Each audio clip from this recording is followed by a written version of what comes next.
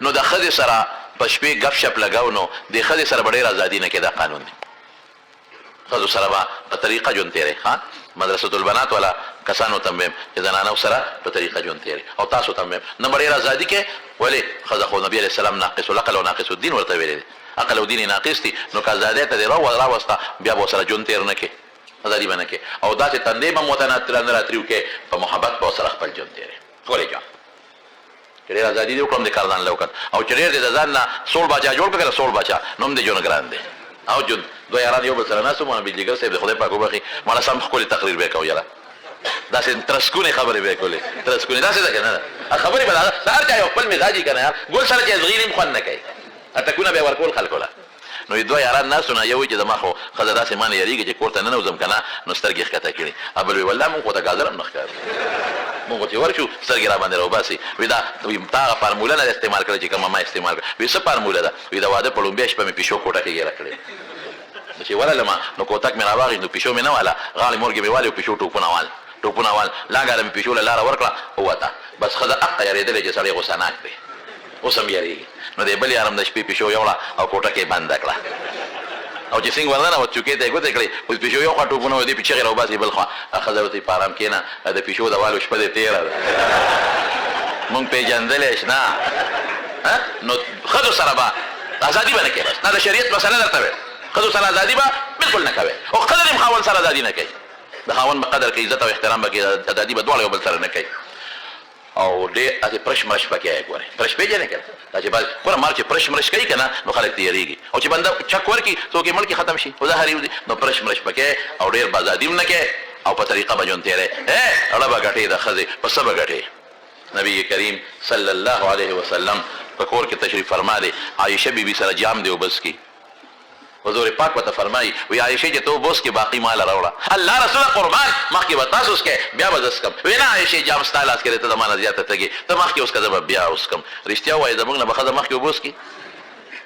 وایه که نه څکې شي نه سوال نه پیدا کوي چې ته ښځې ته وایي اوبه هغې سره لاس کړي او هغې ورېږه زه څکم بیا در وړم ماشاءالله دا څښا شونډې دې نیولې مردارې ته د ما مور شوې مخکې اوبه څکې څه چل شو ښځه کې څه چل دی ښځه ستا خدمت نه کوي د ښځې خیال به ساتې په دې ورته لږه ډلې کېږي چې عایشې بیبي اوبه وڅکلې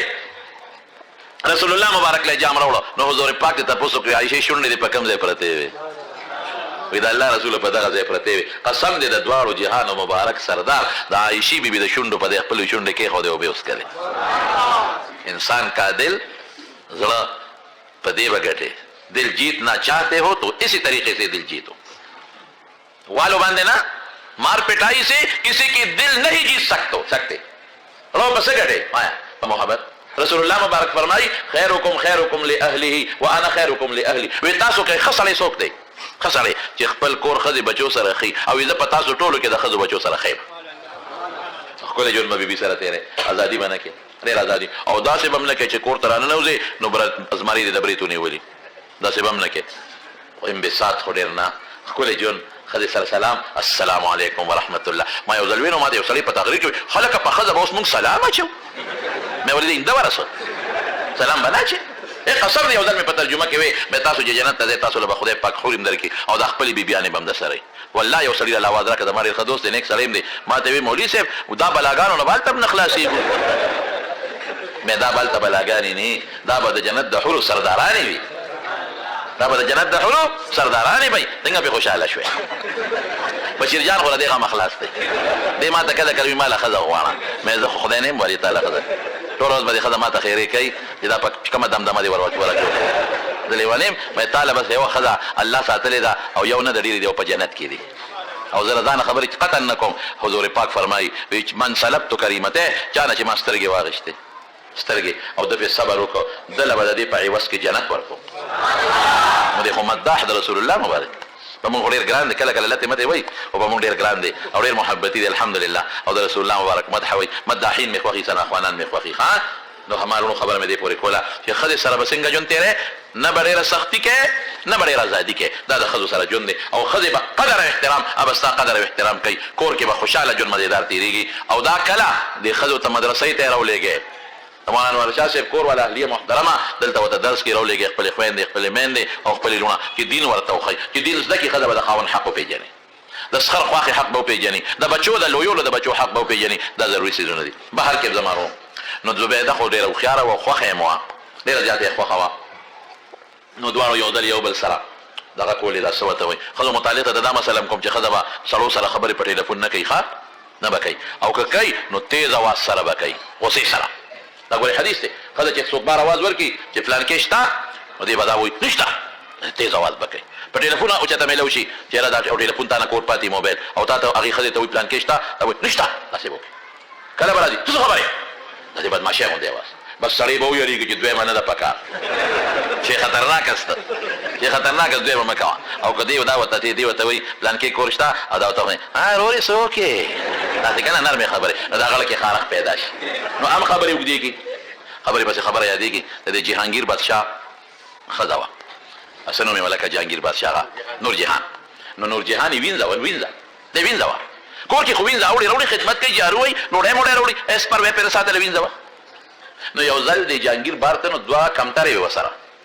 نو کمترې د نور جهان له ورکړې دي وینځله ښه اورېده راوړېده پروی پرې نه وه وایي دا کمترې ونیسه زه راځم قیمتي کمترې چې جهانګیر بادشاه راغی د دې غریب نه یو کمتره خلاصه شوې وه او قیمتي کمتره وه چې راغلې ویل ما لا کمترې راکړه یو ورسره وه ویې بله څه شوه ویې والوته دې ورته غوسه شو ویې څنګه والوته نو دې ورته دا بله داسې پرېښودی وایي داسې والوته دا بله هم لاړه خو چې هغې ورته کوم انداز باندې دا دویمه پرېښوده که نه کومه موسکۍ ورسره وکړه او مخ یې ورسره سټ کوک کړه او لاس یې کوک کړه دا وجود یې کوک کړه یو اده یې وکړه نو بس جهانګیر وایي چې په خدای دې بیخ د کمترې وباسي ستا نه ښه کمتر بله که بس ازاد یې کړه او نکۍ پې وتړله او خاتون یې اول یې دې جوړه کړه دا د ښځې مسایل درته ویم نو ښځه به د سړو مخکې خندا مسکا سټ او لاس اړول لاړول دا به نه کوي فیطمع الذي فی قلوبه مرض قرآن شریف کې الله وایي بیا چې د چا زړه کې مرض پروت دی د هغه په زړه کې کخ کخ پیدا شي ګناه به شي دا به بالکل قطعا به نه کوي به هر کیف نو د زبیدې او د هارون الرشید یو بل سره په کوټه کې دننه ګپ شپ د شپې لګاو نو دا زبیدې د خولې نه ورته یو ټکي وت خطرناک ورته یې ویل ته خو دوزخي یې بس پوه نه کړه خولې نه یې وتل هارون الرشید ورته وایي زه دوزخي یم وایي که زه دوزخي یم ته به ما په دریو طلاقو طلاق یې هغې د خولې نه هم خبره ووته وله دم ووتل اوهو بس ښځه په جړا شو دا دې څه هارون الرشید وی ستا د لاسه وشو شپه په جړا او په انګولا تېره شوه چې سهار شو هارون الرشید خو ټول قاضیان قاضي ابو یوسف غوندې خلک دی او لوی لوی غرونه د علم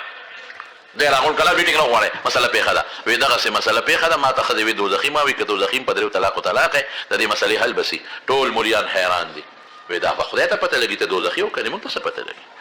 که ته دوزخي ښځه په دریو طلاقو طلاقه ده او که ته دوزخي نه جنتي ښځه نه را طلاقه نو موږ دې سره څوک دوزخي خو د لوح محفوظ نه به پته لګي الله نه به پته لګي موږ ته دې نه څه پته لګي رسول الله مبارک فرمایي بعد یو انسان تا ته مخامخ به ګناهګار ښکاري د خدای په نسبت به جنت والی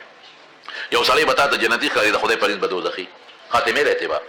صاحب دنیا مفتیان سوچ کې پراته دي چا سره جواب نشته امام شافعي محمد ابن ادریس نوم دی هغه ویل لکه څه چل دی دا ګونګوسي شروع دي وي دا خو ټول پلارو کوڅو کې باز دی هارون الرشید او د ښځې دا مسله پېښه ده ویلی جواب خو ما سره شته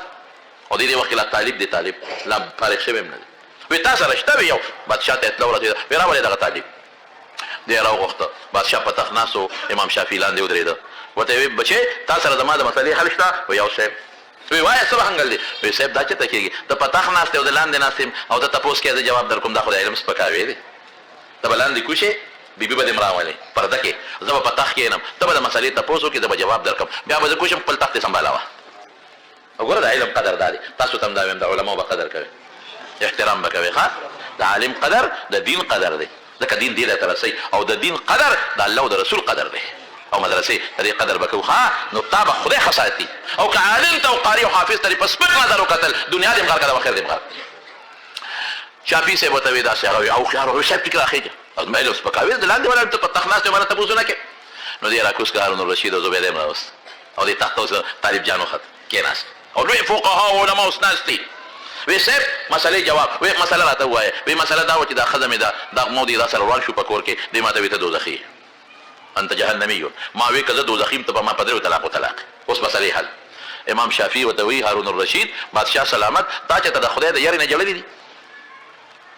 هغه وایي چې دا خبره خو د کولو نه ده ریا کې راځي خو چې د مسلې د بنیادي ته به ویم زه هره شپه الله ته جاړم هره شپه اوخ کې د مانو چیږي زم یا الله لوی رعیت تیرا په غاړه کړی دی الله د قیامت پر ورځ به ته دې تپوس کې د بس جواب درکو رسول الله مبارک فرمایي وی د دوکباز سړي جنډه به د شاته لنډې سره د قیامت پر ورځ لګېدلې وي او په دې به پېژندل کېږي چې دا دغه دی دوکباز او د بادشاه دوکباز بادشاه نه غټه جنډه به د بل چا نه د ډېره بیا دوکه کړې نو اذا هره شپه جاړم یا خدایا لوی رعیت تیرا په غاړه کړی دی پروردګاره دا طالب څه جواب در کوم څه جواب هره شپه جاړم وی د ښځه نه طلاقه بس هغه ځای نه علما ورودانګل